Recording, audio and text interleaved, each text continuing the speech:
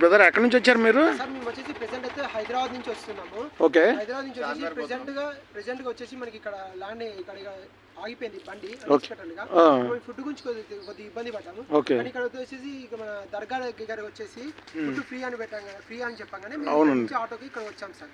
Food చాలా బాగుంది, food చాలా సౌకర్యంగా ఉంది. ప్లస్ మళ్ళీ వీళ్ళు ఏంటంటే మీరు ఎక్కడ ఫుడ్ చేయకండి, ఇక్కడికి వచ్చి మీరు ప్రశాంతంగా తిని పోండి అని చెప్తున్నారు.